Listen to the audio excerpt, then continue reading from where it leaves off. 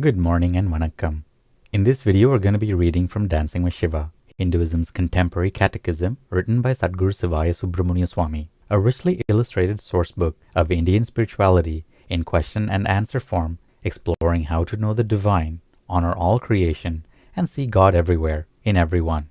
Today's lesson is lesson 54, and we'll begin by reading the caption to the facing image. A man is brutally wounding himself for his misdeeds, as Lord Shiva softly touches the axe blade, indicating this punishment should cease. It is we who cause our own suffering when we act immorally, and we who earn our forgiveness through penance. Lesson 54. What is the consequence of sinful acts? Shloka 54. When we do not think, speak, and act virtuously, we create negative karmas and bring suffering upon ourselves and others. We suffer when we act instinctively and intellectually without superconscious guidance. Om. Bhashya. We are happy, serene, and stable when we follow good conduct, when we listen to our conscience, the knowing voice of the soul. The superconscious mind, the mind of our soul, knows and inspires good conduct, out of which comes a refined, sustainable culture. Wrongdoing and vice lead us away from God, deep into the darkness of doubt, despair, and self-condemnation. This brings the asuras around us. We are out of harmony with ourselves and our family, and must seek companionship elsewhere, amongst those who are also crude, unmindful, greedy, and lacking in self-control. In this bad company, burdensome new karma is created, as good conduct cannot be followed. This papa accumulates, blinding us to the religious life we once lived. Penance and throwing ourselves upon the mercy of God and the gods are the only release for the unvirtuous, those who conduct themselves poorly. Fortunately, our gods are compassionate and love their devotees. The ancient Vedas elucidate, the mind is said to be twofold, the pure and also the impure. Impure by union with desire, pure from when desire completely free.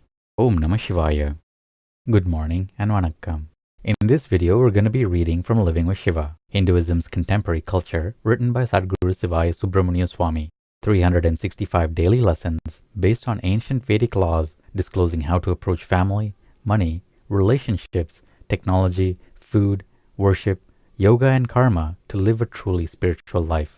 Today's lesson is lesson 54, and the topic is untying the bonds. The three malas that bind us are Maya, the ever-perpetuating dance of creation, preservation, and dissolution. Karma, our prarabdha karma brought with us to face in this life, along with the karma we are creating now and will create in the future. And anava, the ego, ignorance or sense of separateness. Maya can be understood, seen through and adjusted to through the heart-chakra powers of cognition, contentment, and compassion. Karmas can be harnessed through regular forms of disciplinary practices of body, mind, and emotions, and the understanding of the law of karma itself as a force that is sent out through thought, feeling, and action, and most often returns to us through other people's thought, feeling, and action. But it is the anava mala, the mala of personal ego, that is the binding chain which cannot be so easily dealt with. It is the last to go. It is only at the point of death, before the greatest mahasamadhi of the greatest rishi, that the anava mala chain is finally broken. If we compare this anava mala, personal ego, to an actual mala, or string of rudraksha beads, the purpose on the path at this stage of mati is to begin eliminating the beads, making the chain shorter and shorter. The mala should be getting shorter and shorter, rather than our adding beads to it so that it gets longer and longer.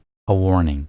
If the anava mala, symbolically a garland of rudraksha beads, has 36 beads and it steadily grows to 1008 because of practices and the adulation connected with them within the psychic realms of the pseudoscience of parapsychology, such as bending spoons, telepathy, channeling, and ectoplasmic manifestations, this 1008 strand of rudraksha beads could become so heavy, so dangerous to the wearer, that eventually he would trip and fall on his nose. The wise say, pride goes before a fall. And the still wiser know that spiritual pride is the most difficult pride to deal with, to eliminate, to rise above in a lifetime. The spiritually proud never open themselves to a Sadguru.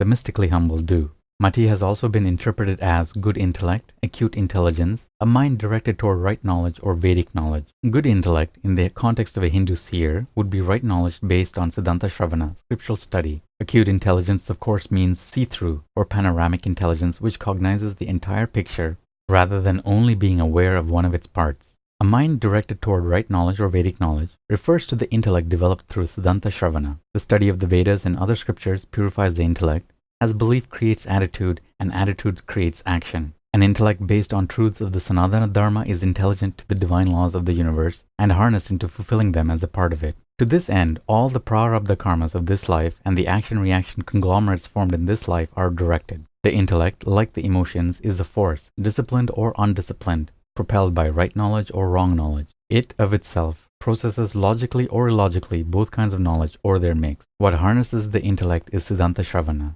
study of the teachings and listening to the wise of an established traditional lineage that has stood the test of time, ravage, and all attempts at conversion. The intellect is a neutral tool which can be used for bad or for good purposes, but unlike the emotions, which are warm and also neutral, the intellect is cold. It is the fire of the Kundalini force, impregnating the intellect, purifying it, burning out the ignorance of wrong concepts, thought forms, beliefs, connected attitudes, causing an aversion to certain actions, that forges the purified intellect and spiritual will of cognition, known as mati. Mati, in summary, is the harnessing of the intellect by the soul to live a spiritual life. Sutra 54 of the Nandinada Sutras. Cognition and vows. All Shiva's devotees acquire mati, divine cognition, and an indomitable will and intellect under their Sadguru's guidance. They observe vratas, religious vows, rules and observances, and never waver in fulfilling them. Om. Good morning and vanakkam. In this video, we're going to be reading from Merging with Shiva, Hinduism's Contemporary Metaphysics, written by Sadguru Sivaya Subramania Swami. 365 enlightenment lessons from a mystical master revealing the depths of Raja Yoga, the clear white light, the states of mind, and the ultimate spiritual destiny of every seeker. Today's lesson is lesson 54, and the topic is the leaders of tomorrow. Those among the youth of today who have had some measure of attainment, of which there are many, will be the leaders, businessmen, politicians, and educators of tomorrow. As the new age comes more into fulfillment, they will be able to work effectively in all states of the mind, consciously identified with the overshadowing power of the clearness of perceptive vision of visible white light within the body and through the mind. Still others, disciplined beings of a vaster vision and more profound purpose, will become the mendicant sannyasin, the sage, the catalyst teacher, the pandit philosopher, all working as individuals together to keep the teaching of the classical yoga path to enlightenment alive and vibrant on planet Earth yet another 6,000 years. Remember, when the seal is broken and clear white light has flooded the mind, there is no more a gap between the inner and the outer. Even uncomplementary states of consciousness can be dissolved through meditation and seeking again the light. The aspirant can be aware that in having a newfound freedom internally and externally, there will be a strong tendency for the mind to reconstruct for itself a new congested subconscious by reacting strongly to happenings during daily experiences. Even though one plays the game, having once seen it as a game, there is a tendency of the instinctive phases of nature to fall prey to the accumulative reactions caused by entering into the game.